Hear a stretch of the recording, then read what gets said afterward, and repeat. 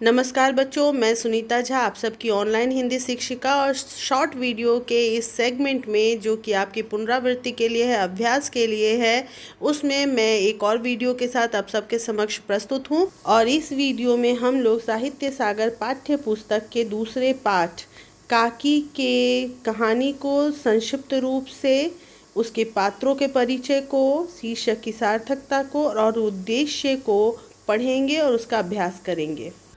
काकी एक बाल मनोवैज्ञानिक कहानी है। इस कहानी में शामू, जो कि उमा यानी अपनी माँ को काकी कहकर पुकारता है, उनकी मृत्यु के बाद खुद को बिल्कुल अकेला समझने लगता है और समाज से बिल्कुल कट कर रहता है। वो समझ नहीं पाता है कि आखिर उसकी माँ को गांव वाले लेकर चले क्यों गए। कुछ लोग जो उसके परिवार वाले थे, उन लोगों ने कहा कि वो मामा के घर गए हैं, लेकिन शामू के दोस्तों ने एक दिन उसे बता दिया कि नहीं, तुम्हारी माँ मर गई है और वो राम के घर चली गई है। इस वजह से शामू और भी ज़्यादा विकल हो जाता है और घंटों आसमान में राम के घर को देखते रहता है और सोचते रहता है कि क्या क्रिया की जाए, क्या प्रक्रिया हो, क्या व्यवस्था हो जिससे कि उसकी माँ उमा या काकी वापस उसके पास चली आए। इसी प्रक्रिया में एक दिन वो एक पतंग को देखता है जो आसमान में उड़ रहा था, और आसमान में उड़ते हुए पतंग को देखकर उसे लगता है कि ये पतंग तो पक्का आसमान में राम जी के घर तक जाता ही होगा। वो बच्चा था, नादान था, उसे इतना पता नहीं था कि कोई भी आसमान तक नहीं पहुंच सकता। वो ऊंचाई को देखकर, पतंग को उस ऊंचाई पर देखकर यही सोचता है कि वो राम के घर तक पहुंच जाता होगा। और उसके दिमाग में एक योजना आती है जो बाल सुलभ ही होती है। एक अबोध और मासूम बच्चे के दिमाग में ही ये योजना आ सकती है और वो सोचता है, योजना बनाता है कि मैं एक पतंग बनाऊंगा, एक पतंग लूँगा जिसमें कि काकी लिखा होगा और उसे मैं आसमान में राम के घर तक भेज दूंगा, जिसे देखकर काकी समझ जाएगी कि मेरा बेटा शामू मुझे बुला रहा है और इस पतंग के सहारे वो वापस मुझ तक आ जाएंगी। और ये सोचकर वो इस क्रिया पर अमल करने के लिए एकदम दिलो जान से जुट जाता है, जिसके लिए वो पैसा मांगना चाहता है, पतंग मांगता है अपने पिता से। उसके पिता विश्वेश्वर भी अपनी पत्नी के मृत्यु से बुरी तरह से टूट चुके हैं, अन्मनस्क रहते हैं, समाज से बिल्कुल कट चुके हैं। उनका अपने पुत्र की तरफ भी ध्यान नहीं रह जाता है, हमेशा ख्यालों में खोए रहते हैं।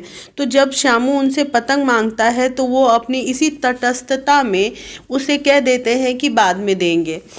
लेकिन शामू के पास इतना सब्र नहीं रहता, क्योंकि उसे लगता है कि अब उसकी माँ उसके पास वापस आ ही जाएगी। इसमें वो और इंतज़ार नहीं कर पाता और स्टूल लगा करके अपने पिता के कोट के जेब से 4 आने चुरा लेता है।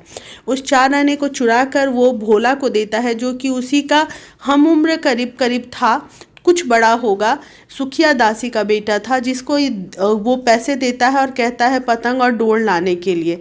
फिर जब अकेले में वो शामू भोला से मिलता है तो भोला को अपनी योजना भी वो बताता है कि मैं ये डोर पतंग जो है वो राम जी के यहाँ भेजूँगा, जिसके सहारे काकी मेरे पास वापस लौट आएंगी। तो भोला को उसकी योजना में कोई कमी नहीं लगती। वो कहता है कि ठीक है, मैं किसी को नहीं बताऊँगा, लेकिन एक प्रॉब्लम है कि तुम्हारी जो पतंग की डोर है बहुत पतली है, इसको पकड़कर अगर काकी उतरने लगेंगी तो डोर टूट जाएगी और काकी नीचे नहीं आ पाएंगी। तो शामू को लगता है कि हाँ, ये बहुत समझदारी की बात है, एकदम लाख टके की बात है, बहुत कीमती सलाह है।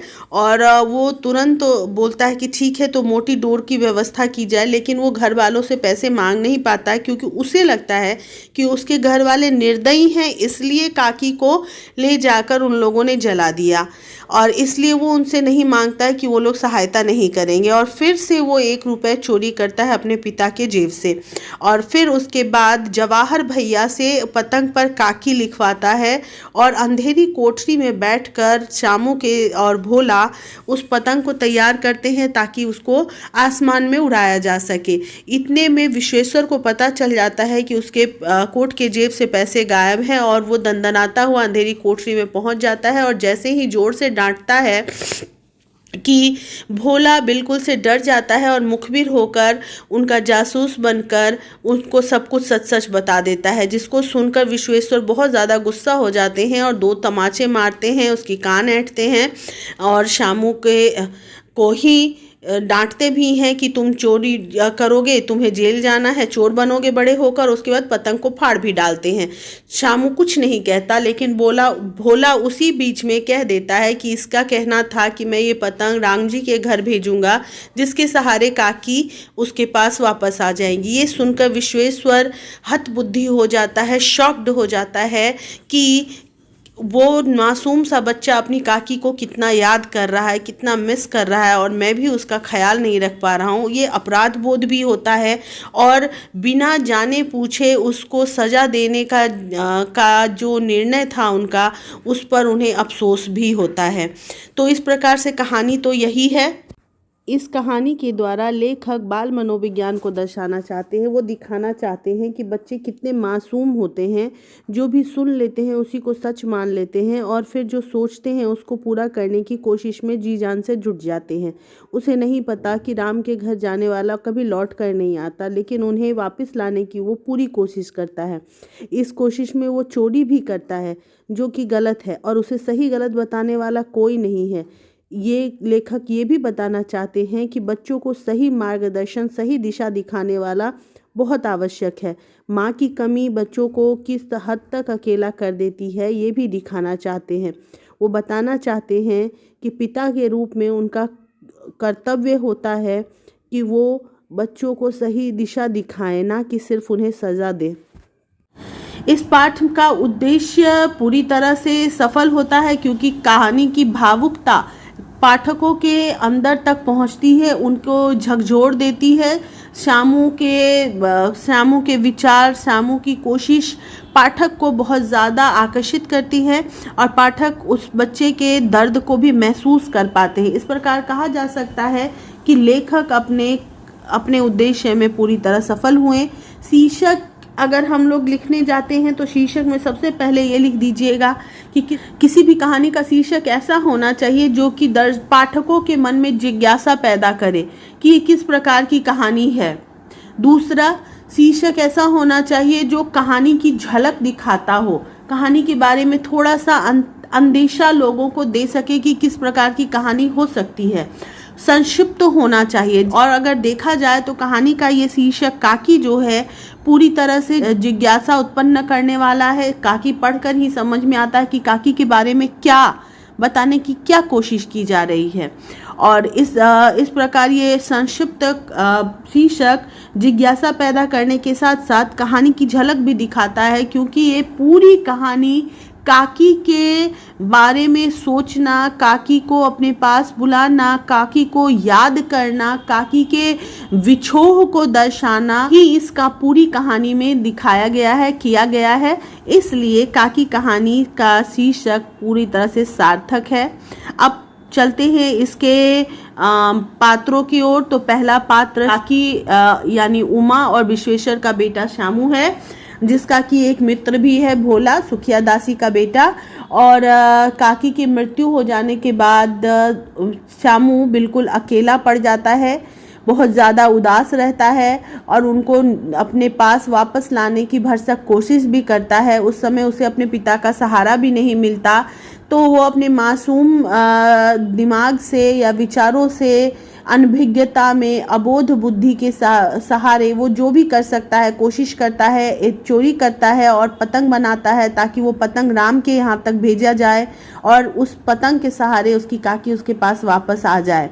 इस प्रकार कहा जा सकता है कि शामू एक संवेदनशील, अपनी माँ को बहुत प्यार करने वाला, भावुक तथा एक कर्मठ बच्चा है, जो विचार लेता है कि उसे काकी को लाना है, तो उसके रास्ते में आने वाले पैसे या और कोई भी बाधा को वो बिल्कुल ध्यान नहीं देता है और उस काम को पूरा करने की कोशिश करता है।